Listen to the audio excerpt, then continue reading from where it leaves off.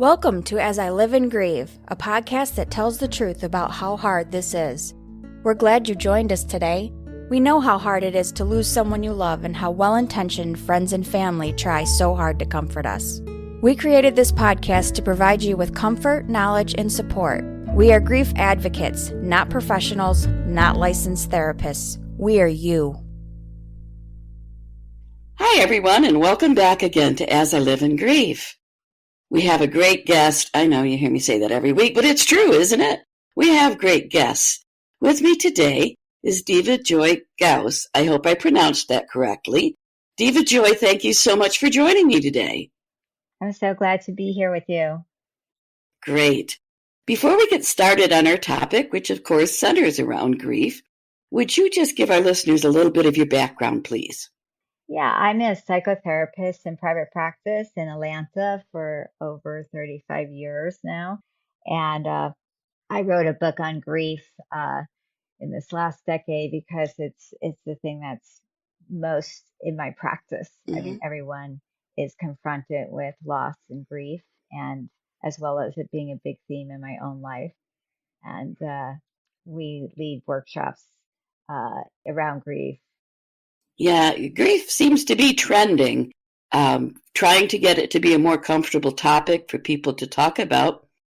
I know when I suffered my first major loss, and that was my father, and then shortly after that, the loss of an infant child, there were no bereavement sessions. It was something that no one even thought of. You just suffered your loss and you picked yourself up and you just kind of moved on. And what that did for me is I wound up stuffing my grief. And it really has only been in the last few years.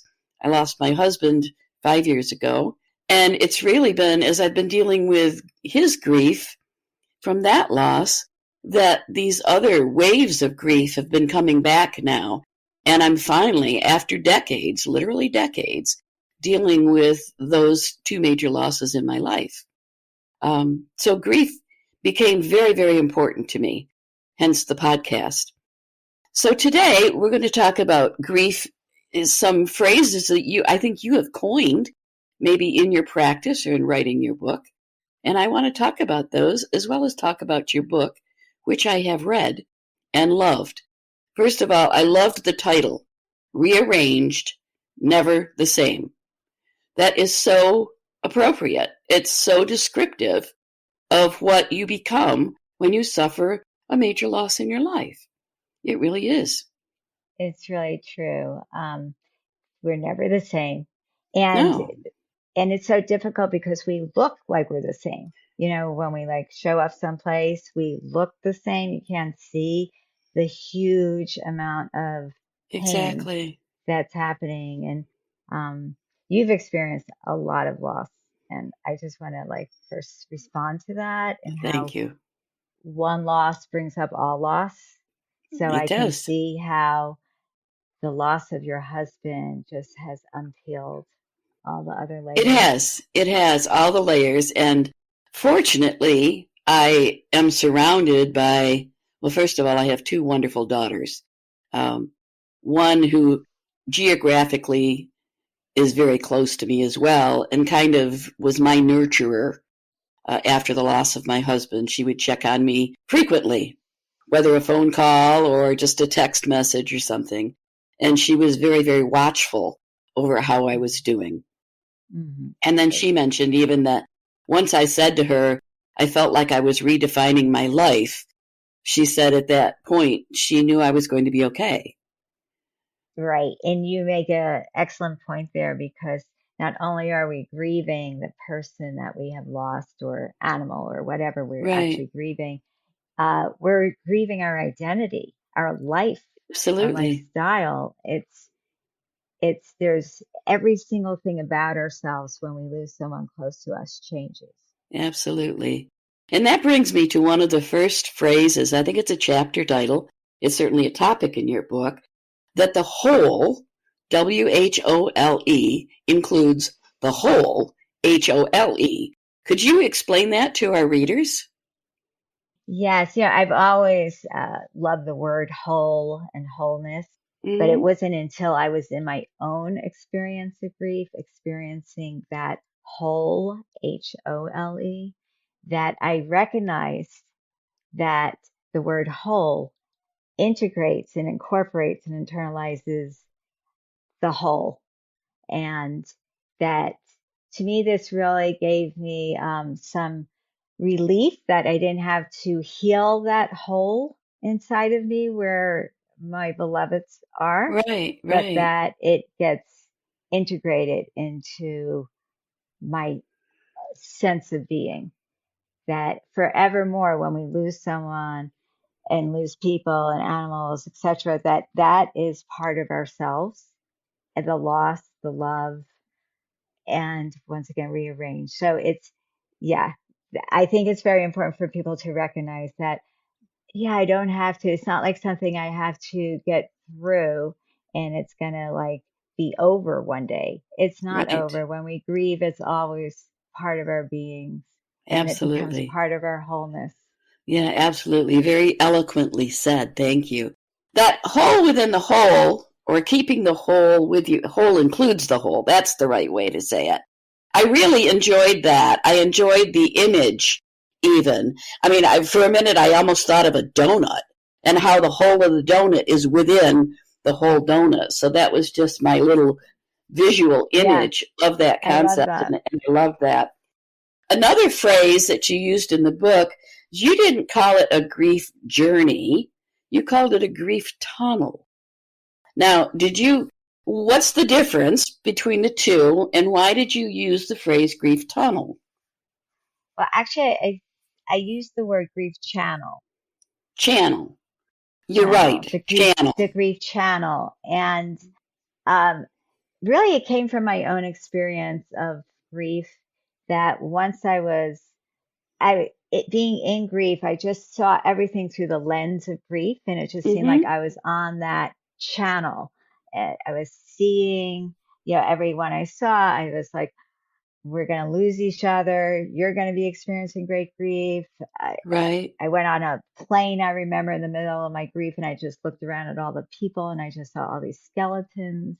I went to a Oh. funeral and just thought everyone's going to be having a funeral here. It was like I was locked in, and Mm-hmm. that the grief channel brought more and more grief. And I realized that I couldn't stay on that channel. Okay. And just like we change channels on, let's say, a TV, we have a remote and we change the channel. It's like I need to find a way at times to change that channel, Uh-huh. uh, and to shift off the channel and then come back on. And sometimes we don't choose to get back on that channel. It just happens. We Okay. get triggered. And sometimes I did choose. I would be like, now's my time this day to wail, to grieve, to write letters to the ones that I Mm-hmm. love. Mm-hmm. And uh, so it is, I see that with my clients as well. I really have studied grief through for like a decade with all of my Right. clients. And I wrote down every single theme that came up. And when people are grieving, they are actively grieving. We're always grieving. And there's always something to grieve about.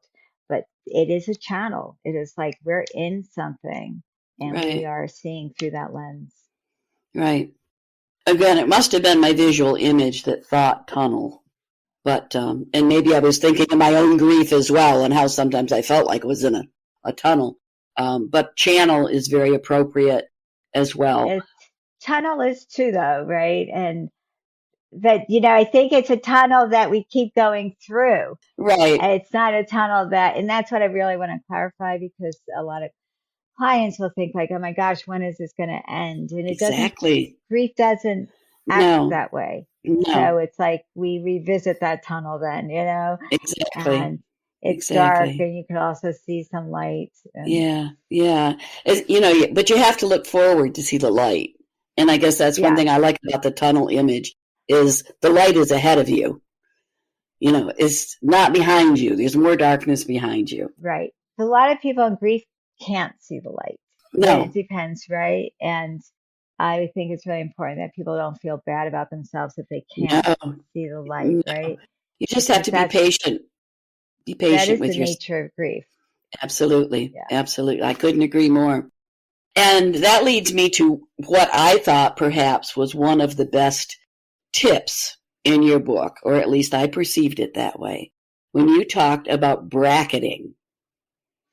Can you just give us a little explanation of bracketing so that people might get the idea and want to run out and buy your book? Okay, yeah. So bracketing really means that you know that like right now it's not an appropriate time for me. Let's say I'm at work. It's not Sure. an appropriate time for me to break down into my Right. tears. So we're going to say like as the feeling starts to come up, we say I'm going to put this over here. And we could Mm-hmm. even symbolically do it. We could like open a drawer, symbolize something for the grief and put it in Right. there and say on and then it's so important that we come back, we make that promise to ourselves. That is the promise. I will come back to you. It's like that brokenheartedness. I will come back to you and feel you and be with you. And for the next 3 hours, it's not the time. And so we come back to what we bracket and we agree to feel it and to spend time with it.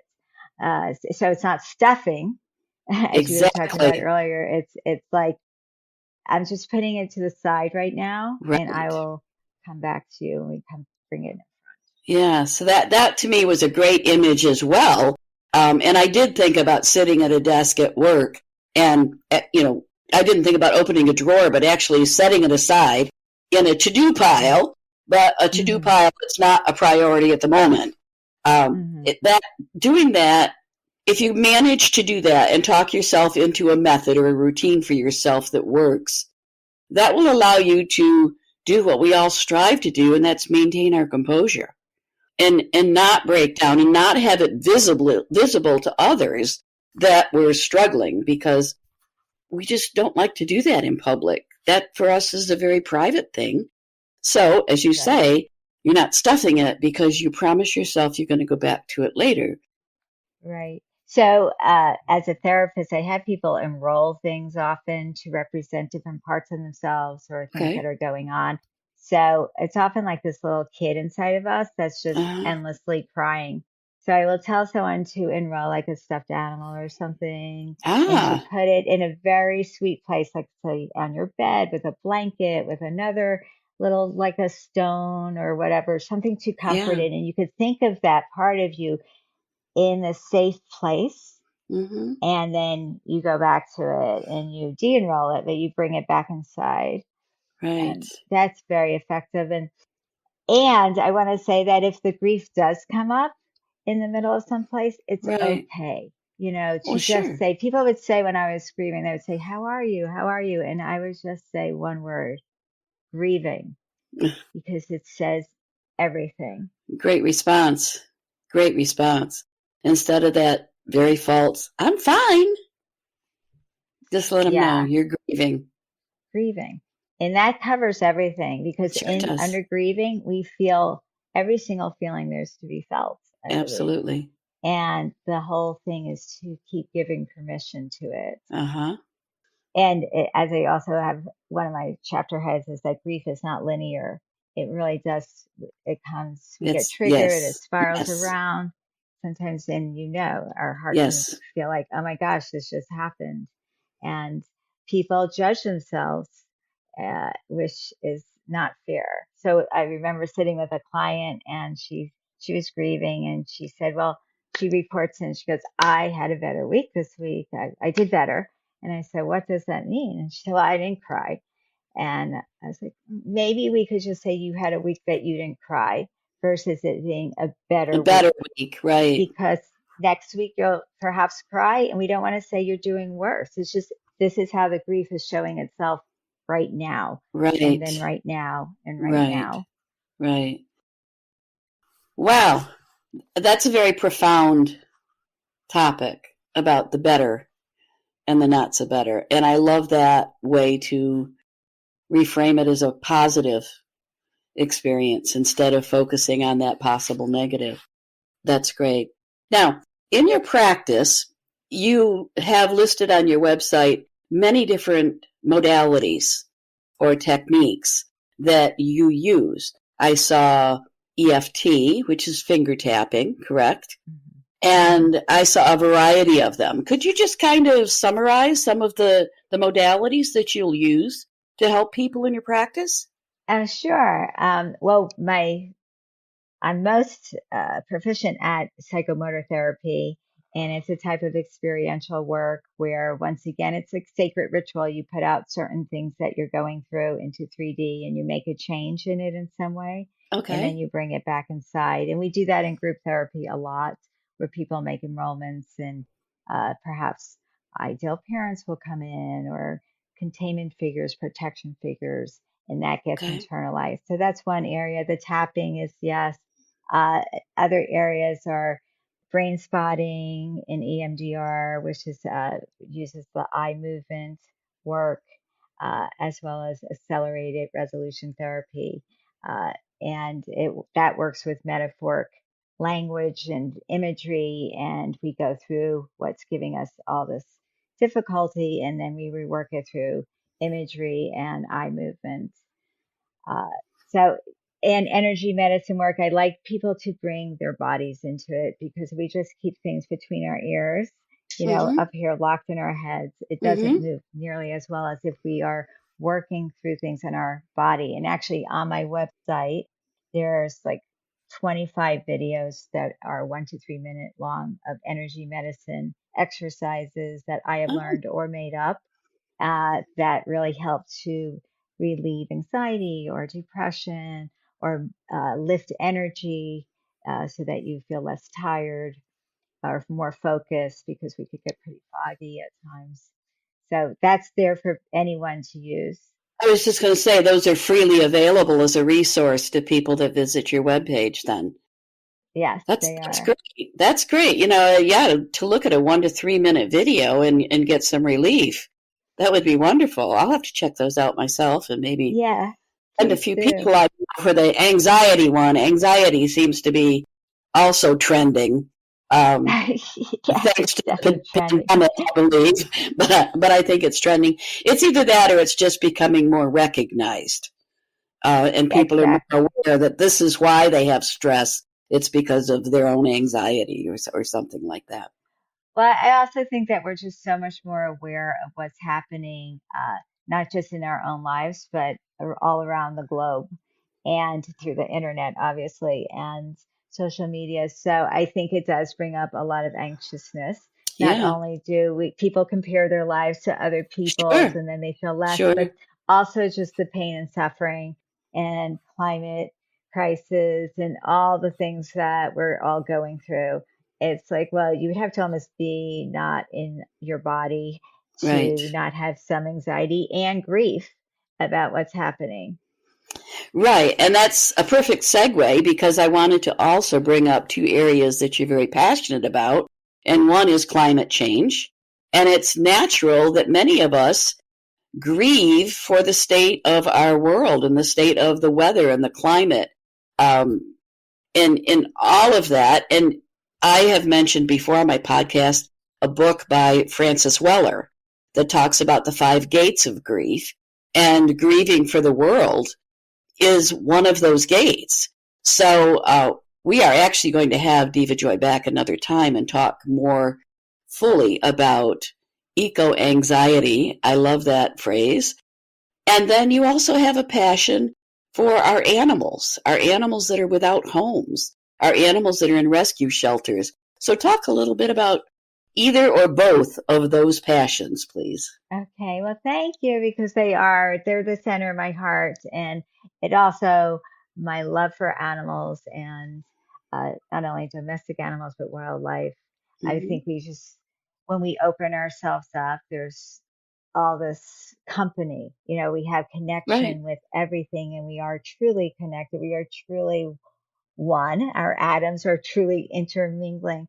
So if we actually wake up to that, then we're going to experience anxiety. We're going to experience grief. Mm-hmm. Uh, and we have to get spacious enough to allow that because it's not going to go away. Once you wake up and you're aware of what animals are going through, let's say through climate and their habitats are being ruined and they're Right. dying off and extinction is happening every single day. Yeah, we're going to feel the grief. but that's part of our oneness. And I personally feel a responsibility to feel that grief and to spend time with it, and to also, if I can, to use it, for something, to Mm-hmm. address a political issue or a bill that's Mm-hmm. trying to get passed, or to help an animal. I say that every action counts. And that helps me to remedy some of the powerlessness and helplessness that I feel around what's happening. Right. Um, we are truly in an extinction time. Yeah. We're in this sixth extinction, and we don't seem to be, as humans, we don't seem to be waking up quick enough to really. Right. We maybe could slow it down a little bit, but sometimes I think we're just speeding it up. Right. Right. Yeah, again, well said. I also loved in your book how you talked about how some animals grieve, and you talked about the elephants, and that was especially touching to me, how even as a community they will gather around and mourn together, grieve together. So it just, your entire focus on oneness just really touched me by mentioning all that in the book, that actually for all of the books on grief I have read, other than Francis Weller's brief mention of that, I have never had that concept added into the fact that humans are not the only ones who have a grieving process. Well, The animals do as well. I love that you're highlighting that. Thank you so much, because I Yeah, think if we can be aware of that, we can know that we can have more compassion for the animals, and we can absolutely. serve them more. Yes, so many animals grieve. I mean, Right. mammals, and monkeys carry around their dead babies for Mm-hmm. days and days, and if even when people have uh, pets, pets, or Right. animal companions, we can see if one dies, Right. that the others are grieving. And I know mine, when, let's say, one of my dogs just died recently, and the others are always looking when we're leaving the house. Like, Sure. they're running around Sure. the house looking for Binky, you Yeah. know. Yeah. So that it's brought in a global sense to me and concept that, sometimes we think it's just about us, but it's really not. As you mentioned, even dogs and cats will mourn a member of the family or a member of their own species. That it will go the same way. We, in turn, grieve our pets when they're lost, and we've Absolutely. done episodes on that as well. And some of the things that you can do. In fact, one of the most touching things a guest of ours said is, don't just leave your animal at the vet once your animal dies. Bring your animal home and have Ah, calling hours so that the other animals can say goodbye. They will understand, and everything like that. And they're just, grief is all encompassing. It touches every living species, every, every living species. And we each have our own process to grieve. For humans, we have to understand a few things. As you mentioned, grief is not linear. It's going to be unique for every single person. And I advocate that it's unique for every single loss for every single person, because each of my losses I have grieved differently at mm, different times. I acknowledge that I will grieve for the rest of my life. I'll just pack up that grief and carry it with me wherever I go. I just I unfold it within me, and I carry it with me. I embody it within me. And my grief, I believe, firmly believe, that my grief has made and is making me the person I am today. And I have to say, today I am a more confident, a more empowered, and overall a happier individual than I've ever been in my life. that is so beautiful and powerful to communicate to your listeners, because we get so afraid that we're going to just stay in this darkness. But as we No learn need. to grow to show up to ourselves and our heartaches, Right. we do grow stronger and more resilient and Absolutely. We confident. do. And it is possible. So don't despair, listeners. That's, I guess, what I'm trying to say. Don't despair in your grief. Be patient with yourself. Love yourself. Practice self-care. Unfortunately, and I hate that this happens every single time, but our time is winding down. So before I sign off and say goodbye to everyone, Deva Joy, I'm going to turn the microphone over to you and let you speak directly to our listeners without me interrupting with questions or perspective or anything like that. This is your time to speak directly to our listeners around the world. Your turn. Okay, well, one thing I want to say is that when we experience grief, we often feel very alone. Uh, and I think it's so important to recognize that you're not alone. And it's very personal and private and intimate what you're experiencing. And as as you said, that we are all experiencing grief and to lean in. It's so important to Mm-hmm. allow, as you said, your daughter was tracking you, to allow people to be there and animals to be there with you Mm-hmm. as you feel what you feel and to keep giving permission to whatever comes up. Right. So I have written two books. One book about living with chronic illness, and it's a workbook. And then this book, Rearranged, Never the Same. And this book, it really focuses not, I learned so much through my own experiences of loss. Mm-hmm. And then I studied every theme that came up for my clients over a decade in grief and wrote about that so people can really normalize what's going on and to know what's an unhealthy level of Right. self-destructive grieving and what's Right. healthy grieving. And also, the book is, I think, unique in that it opens to that possibility to stay in touch with Mm-hmm. the one who's left. I Right.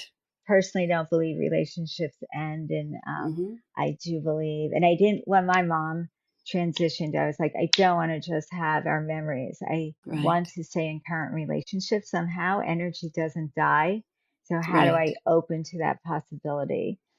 And the second part of the book is very much about staying open to that possibility, however that, whatever that means for someone Right. individually. And there are lots of examples and stories of other people sharing their experiences about that as well as my own. Mm-hmm. And I think that's also very helpful. So it's two hands. It's one hand is the grief, and Mm-hmm. that has its own process, and then one hand to stay open to staying in relationship with. And how do we Mm-hmm. do that? Right. Um, Yeah. I'm just going to tack on an extra minute here and ask you to talk a little bit more about that because that's the one area I didn't mention in your book that was intriguing. And how has your mom stayed in touch with you? well, I will admit that it's been less over the last few years, but Okay. and I felt another layer of grief when I felt her uh, getting lighter in a sense, going to further Uh-huh. away. But for the first few years, I did receive a lot of visits, Okay. and some of them came through dream time, All but it right. felt very different than dreams. And some of them just unexpectedly, if I was hiking or once I was swimming, Mm-hmm. she just came in. One, I keep a journal to my Okay. mother, and it's called Conversations with Momsy. And I'm on like my fifth now. And occasionally I literally would experience an interruption of whatever I was writing about, and she Mm-hmm. would make a point and write to me. And I was like, whoa, what just Mm-hmm. happened? Uh, so, and a lot of people do share with me about when they are having visits. Right. That is an experience, but you can't make them happen. I really want people to understand. Like, I go there every night and say, "Okay, please visit me," and it doesn't mean it's going to happen. It's not an egoic driven thing. Mm-hmm. It happens when it happens. And what I noticed in my experience with my mom is that it was very hard for her to come into this dimension so I would recognize her. I Right. mean, here, they no longer, once you drop your body, you don't have that Right. persona, but how do you recognize if you're going to communicate with your loved one who's embodied? How do you do that so they know you're communicating?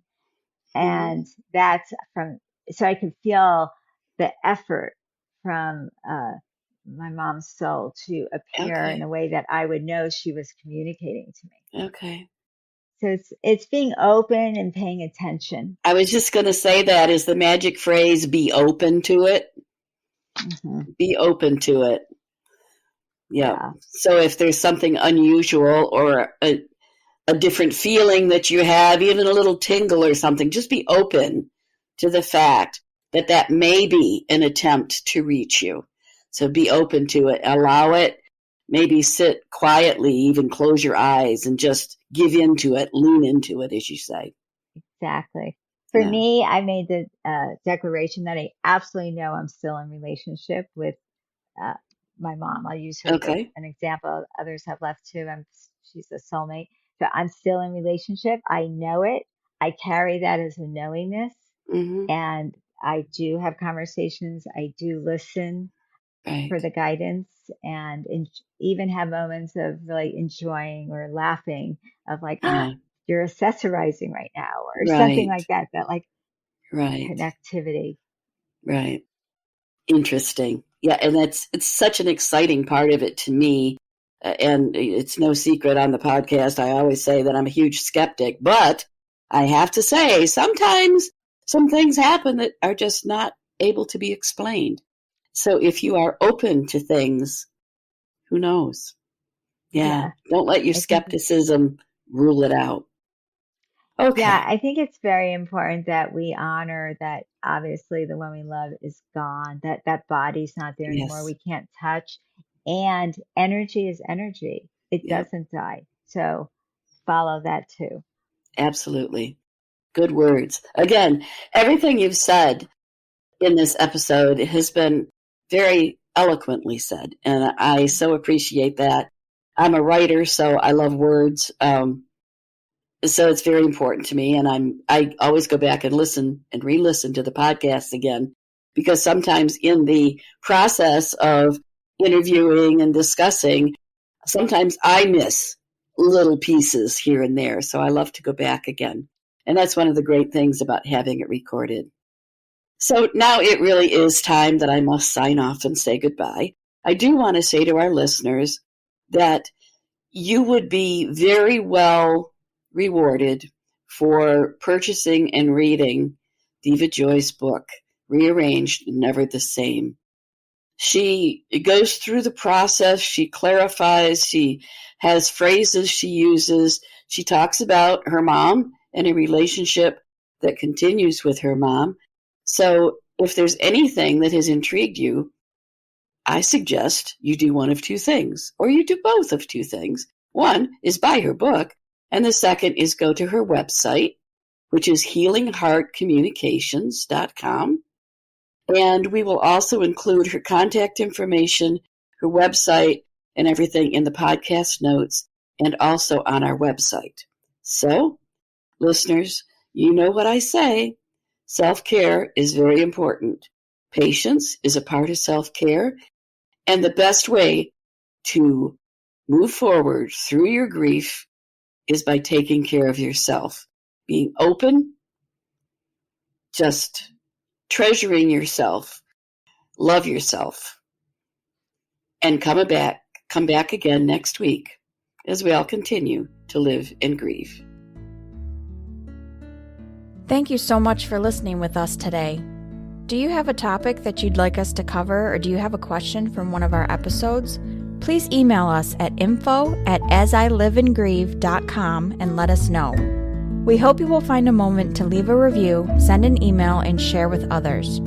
Join us next time as we continue to live and grieve together.